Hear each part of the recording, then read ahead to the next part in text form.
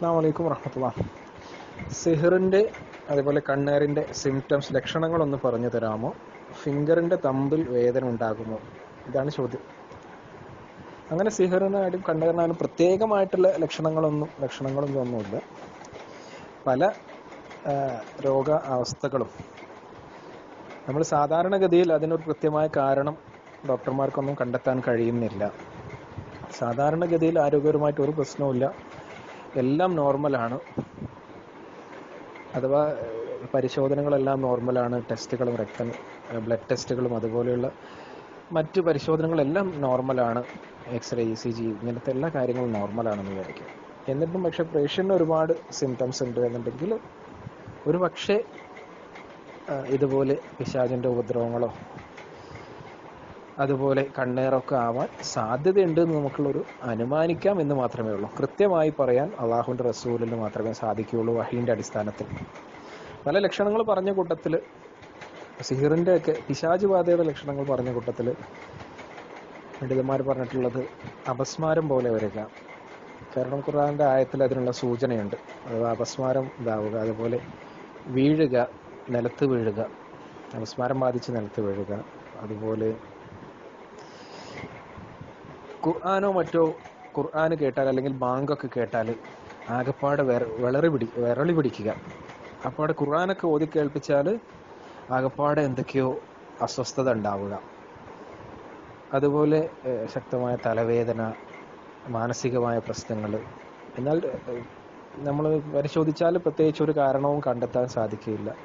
ഉറക്കമില്ലായ്മ, ക്ഷീണം, അങ്ങനെയൊക്കെയുള്ള ഒരുപാട് ലക്ഷണങ്ങൾ, തലവേദന, ഇങ്ങനെയൊക്കെയുള്ള ലക്ഷണങ്ങളൊക്കെ ഉണ്ടാവാം. അതുപോലെ തന്നെയാണ് കണ്ണേറിനും ഇതേപോലെയുള്ള ശാരീരികമായിട്ടുള്ള ഒരുപാട് അസ്വസ്ഥതകൾ. ടെൻഷന്, പേടി, ഉറക്കമില്ലായ്മ, അതുപോലെ ക്ഷീണം, തലവേദന എന്നിങ്ങനെയുള്ള നെഞ്ചിടിപ്പ്, ഇങ്ങനെയൊക്കെയുള്ള ലക്ഷണങ്ങളൊക്കെ കണ്ണേറിനും ഒരുപക്ഷെ ഉണ്ടാവാം. കണ്ണേറിനും ചിലപ്പോൾ ആള് ബോധം കെട്ട് വീണേക്കാം. അല്ലെങ്കിൽ അതുപോലുള്ള ശാരീരികമായിട്ടുള്ള അസ്വസ്ഥതകളും മാനസികമായിട്ടുള്ള അസ്വസ്ഥതകളൊക്കെ ഉണ്ടാവാം. അപ്പം ഇതൊക്കെ നമ്മൾക്കാർക്കും ഉറപ്പിച്ച് പറയാൻ സാധിക്കില്ല. എന്നാൽ ഒരു ഡോക്ടർമാരുടെ അടുത്തൊക്കെ പോയിട്ടും പരിശോധനകളൊക്കെ ചെയ്തിട്ടും എല്ലാം നോർമലാണ്, പ്രത്യേകിച്ച് ഒരു കാരണവും കണ്ടുപിടിക്കാനും കഴിയുന്നില്ല എന്നുണ്ടെങ്കിൽ നമ്മൾക്ക് സംശയിക്കാവുന്നതാണ്. എന്തായാലും ഇതിനുള്ള ചികിത്സകൾ എന്നുള്ളത് ഖുർആൻ ഓതുകയും അതുപോലെയുള്ള സ്വഹീഹായ ഹദീസുകളിൽ വന്നിട്ടുള്ള പ്രാർത്ഥനകളുമൊക്കെയാണല്ലോ. അപ്പം എന്തായാലും ഇത്തരത്തിൽ സംശയിക്കുന്ന ഒരാൾക്ക് അയാൾക്ക് ഖുർആൻ ഓതി കൊടുക്കുകയോ കുല്ലൗദുർബുൽ ഫലക്കും കുല്ലൗദുർബിനാസും അതുപോലെ ആയത്തുൽ കുർസിയും ഒക്കെ ഓതിക്കൊടുത്തുകൊണ്ട് കയ്യിലൂതി അയാളെ തടവുകയോ അങ്ങനെയൊക്കെ ചെയ്യുന്നത് കൊണ്ട് പ്രത്യേകിച്ച് മറ്റു മരുന്നുകളോ അല്ലെങ്കിൽ വേറെ എന്തെങ്കിലും ചികിത്സ എടുക്കുന്നത് പോലുള്ള ഒരു സൈഡ് എഫക്റ്റ് ഒന്നും ഇല്ലല്ലോ. അപ്പോൾ ധൈര്യമായിട്ട് ഇത്തരം പ്രാർത്ഥനകളും ഇതൊക്കെ നമ്മൾക്ക് അങ്ങനെ സംശയമുണ്ടെങ്കിൽ ആർക്ക് വേണമെങ്കിലും അയാൾക്ക് രോഗിക്ക് തന്നെ കഴിയുമെങ്കിൽ രോഗി തന്നെ ചെയ്യുക, അല്ലെങ്കിൽ അടുത്തുള്ള ബന്ധുക്കൾ ആളുകൾ ചെയ്തു കൊടുക്കുക എന്നുള്ളതൊക്കെ നമ്മൾ ശ്രദ്ധിക്കുക. എന്തായാലും പ്രാർത്ഥനകളും ഇത്തരത്തിലുള്ള ഖുർആൻ സൂക്തങ്ങളും അതുപോലെയുള്ള പ്രാർത്ഥനകളും പ്രാർത്ഥിക്കുന്നതോട് ആർക്കും ഒരു ദോഷവും വരാനില്ലല്ലോ, ഒരു സൈഡ് എഫക്റ്റും ഇല്ലല്ലോ. മറ്റു ഗുളികകൾ കഴിക്കുന്നത് പോലെയോ അല്ലെങ്കിൽ വേറെന്തെങ്കിലും ചികിത്സകൾ എടുക്കുന്നത് പോലെയുള്ള ഒരു സൈഡ് എഫക്റ്റ് ഒന്നും ഈ പ്രാർത്ഥനകൾക്കില്ലല്ലോ. അപ്പോൾ അങ്ങനെ സംശയം തോന്നുന്നുണ്ടെങ്കിൽ ഇതൊക്കെ നമ്മൾക്ക് പരീക്ഷിച്ച് നോക്കാവുന്നതാണ്. പിന്നെ സിഹർ എന്നുള്ളത് ആരെങ്കിലും ചെയ്യുന്നതാണ്.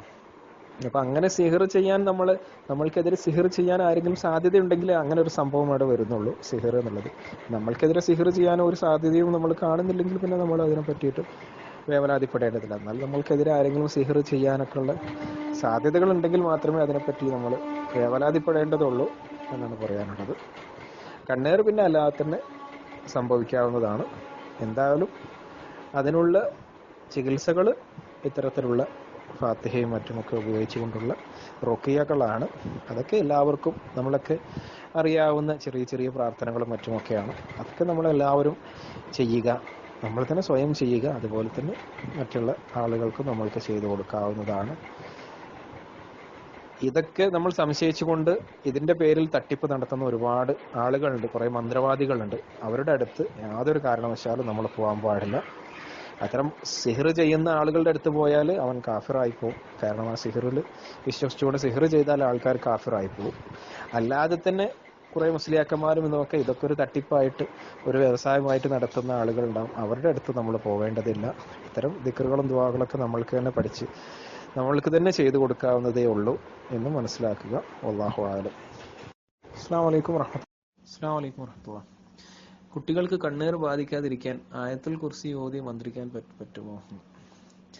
കണ്ണേറിനെ തടയുവാനായിട്ടും കണ്ണേറിൻ്റെ ദോഷഫലങ്ങളിൽ നിന്ന് മോചനം ലഭിക്കുവാനുമൊക്കെ ഒരുപാട് പ്രാർത്ഥനകളും അതുപോലെ ഖുർആൻ സൂക്തങ്ങളും സൂറത്തുകളുമൊക്കെ നബി സല്ലല്ലാഹു അലൈഹി വസല്ലം പഠിപ്പിച്ചിട്ടുണ്ട്. അതൊക്കെ ഉപയോഗപ്പെടുത്താവുന്നതാണ്. ഹദീസിൽ വന്നിട്ടുള്ള പ്രാർത്ഥനകൾ ഔദു ബികലിമാത്തില്ലാഹി താമത്തി മിൻ ശർരി മാ ഖലഖ അതുപോലെയുള്ള മറ്റു പ്രാർത്ഥനകളൊക്കെ ചൊല്ലാവുന്നതാണ്. അതേപോലെ തന്നെ വിശുദ്ധ ഖുർആനിൽപ്പെട്ട സൂറത്തുൽ ഫാത്തിഹ അത് ഓതണം.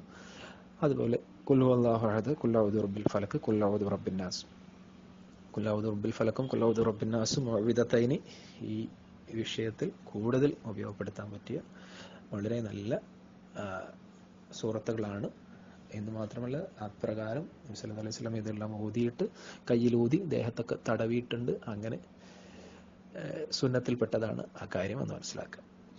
അതുപോലെ തന്നെയാണ് ആയത്തുൽ കുർസിയും പിശാചിനെതിരെയുള്ള ശക്തമായിട്ടുള്ള ഒരു കവചമാണ് ആയത്തുൽ കുർസി. ഒരുപാട് ഹദീസുകളിൽ സ്ഥിരപ്പെട്ടു വന്നിട്ടുള്ളതാണ് ആ കാര്യം. പിശാചിനെതിരെ ശക്തമായ പ്രതിരോധം തീർക്കുന്ന ഒന്നാണ് ആയത്തുൽ കുർസി. അപ്പോൾ ആയത്തുൽ കുർസിയും ആ വിഷയത്തിൽ ഉപയോഗപ്പെടുത്താവുന്നതാണ്. ഈ സൂറത്തുകളും അതുപോലുള്ള പ്രാർത്ഥനകളും ഇതൊക്കെ ഇസ്ലാം പഠിപ്പിച്ച മന്ത്രത്തിൽ അഥവാ റുഖിയയിൽ പെട്ടതാണ്. അതൊക്കെ സ്വഹീഹായ ഹദീസുകളിൽ സ്ഥിരപ്പെട്ടു വന്നിട്ടുള്ളതാണ്. അതുകൊണ്ട് ആയത്തുൽ കുർസിയും ആ വിഷയത്തിൽ ഉപയോഗപ്പെടുത്താവുന്നതാണ്. ആയത്തുൽ കുർസി ഓതിക്കെടുക്കുക, അതുപോലെ ഖുർആൻ ഓതിക്കൊണ്ട് ഊതുക, അത് കയ്യിൽ ഊതിക്കൊണ്ട് തടവുക എന്നുള്ളതൊക്കെ ഹദീസിൽ വന്നിട്ടുള്ളതാണ്. അപ്പോൾ അതൊക്കെ ചെയ്യാവുന്നതാണ്. വല്ലാഹു അഅലം.